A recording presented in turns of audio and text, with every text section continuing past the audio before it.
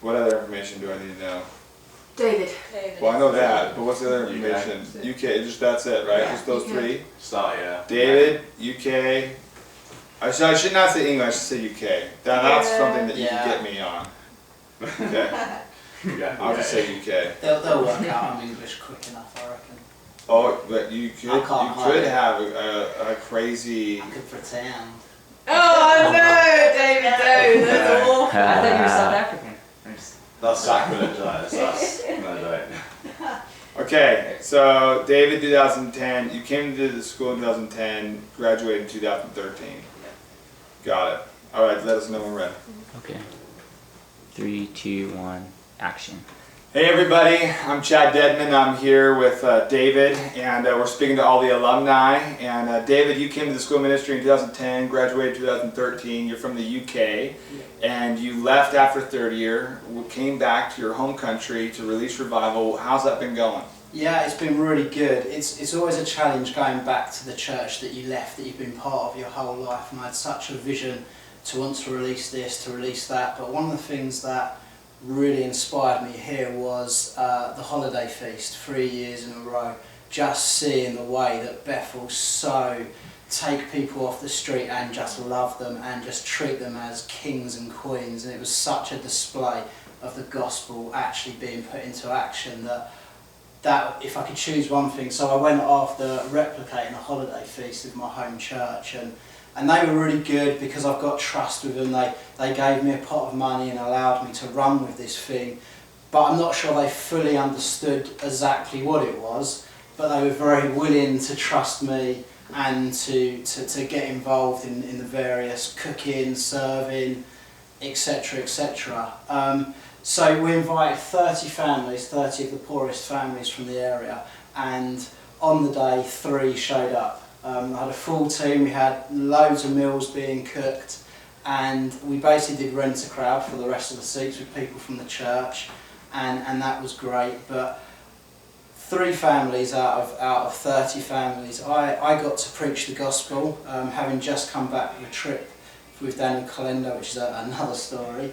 But I got to preach the gospel, the Christmas message, aka He came to save us. Wow, and that is the Christmas message, that Jesus came to rescue us.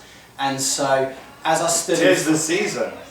It's every always day of the year. Absolutely. Come on. So I stood in front of those 3 families to preach Jesus at Christmas time. And you could say I'd be disappointed, 3 families, all those we'd invited. And yet the Lord really spoke to me. He said it's begun.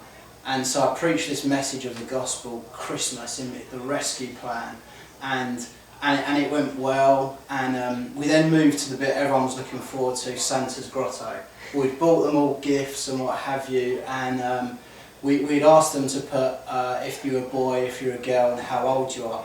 And what do you get a 12-year-old girl? Like, I have no idea what to get a 12-year-old girl. So we had someone at church go, and they bought her a watch, like this kind of pink, nice watch.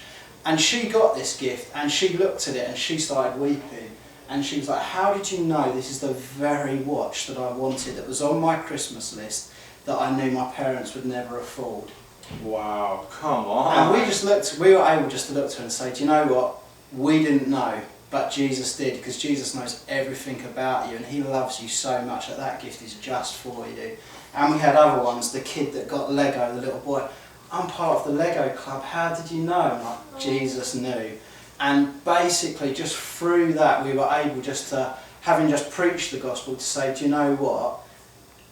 He knows everything about you, He knows what you like, He knows your interests. And it was as we were giving those gifts out that I watched people in my church have to turn away and break down, because just the gratitude that these kids had for receiving gifts that they probably wouldn't be able to get.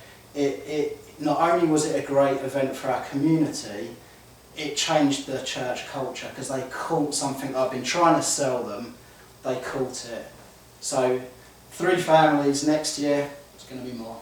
That's priceless. I mean, you know, to go back home and to introduce something that you take from here, and the ability to build trust with your family, And you never despise the day of small beginnings, and that's not even small beginnings. That's 3 families completely impacted. Definitely. But that's just the beginning. I mean, you are in the beginning of seeing revival in your city and in your region. I mean, that is amazing. Through acts of kindness, generosity, and radical evangelism and radical love. I mean, that is amazing. Well, David, just pray for people, just that grace to build trust, that when they come back home, and that ability to serve and that ability to begin to lead out of a place of serving and trust. And so just pray. Yeah, Lord, I just release a grace over alumni to be able to go back and serve, to go back with the heart of a son, a heart that's willing to submit, that's willing to just come alongside another person's vision and serve that. And I just speak favour over you, that as you serve, that favour and doors will be open to you to release so much more, but just that heart to go in low. So I bless you in your next season after Bethel. Come on. Well, that's amazing. Well, so good. We're going to be doing all kinds of different things with alumni, and so if you want to know more about information, things, events that we're doing, just create a Goal Legacy profile and just click on the years that you went to the school ministry, and we'll be in touch. Can't wait to see you somewhere around the world. Bless you.